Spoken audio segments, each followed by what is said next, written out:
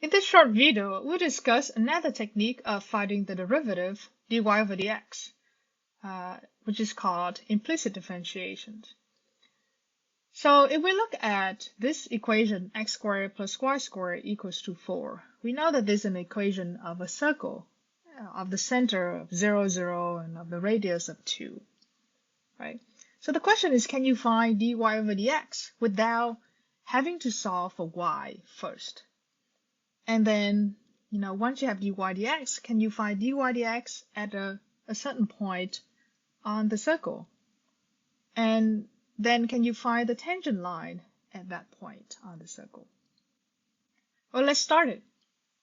The process of finding dy dx is, first you start with the equation, and you apply d over dx to both sides, or you differentiate both sides separately.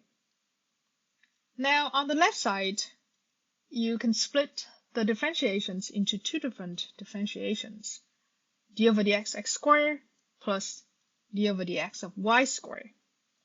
And on the right side, we can just simplify it, or we can just take the differentiations. The derivative of a constant is just 0, right? For the d over dx of x squared, as you can see that the variables in the differentiation and the variable of the functions x squared are the same. So then you can just use the power rule to find this derivative, which will give you 2x. For d over dx of y squared, a different thing here is the variables. So x and y are not the same variables. So that means we have to use the chain rule in order to find this derivative. Imagine that y squared is the outer functions, and y is the inner functions. Then first, you want to use the power rule to find the derivative of y squared in terms of y, which is 2y. And then you're going to find the derivative of the inner functions, which is y prime, or dy dx. So 2y is the derivative of the outer function in terms of y, and dy dx is the derivative of the inner function y. All right? And again, we connected the 2 with a plus, equals to 0 on the left side. So once you complete the differentiations of each of the parts, then you can go to the next step, which is solving for dy dx, which is the goal, right? Ultimate goal is solving for dy dx. And you can treat dy dx as a variable. So then you move 2x to the other side and divide both sides by 2y, right?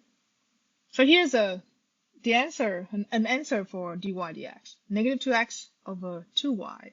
And as you know that you can always, simplify these expressions, divided the top and the bottom by 2, to conclude that dy over dx is negative x over y. So the next question is, what is dy over dx at the point 1 and square root of 3? Simply, we plug the point into dy dx.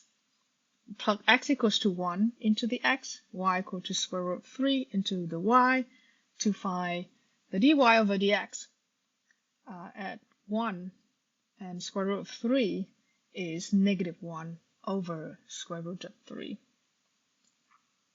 All right? And the last question is, so what is the tangent line at this point?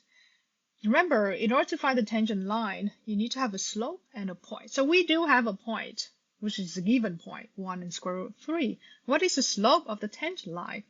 The good news is we already found the slope.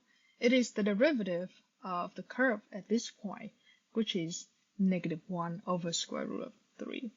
So using the point slope form, you can find the tangent line of the curve at the point 1 and square root of 3. All right, so this is the process of using the implicit differentiation in order to find dy over dx without having to solve for y first. First, you apply both sides by dy over dx. So you differentiate both sides, and you do the differentiations in each of the parts, and then you solve for dy dx to get your answer. Now, it's your turn to try. Given this equation, can you find dy over dx?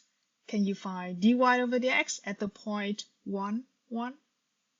And after that, graph the equation and let me know what you find about the shape of this equation. Have fun!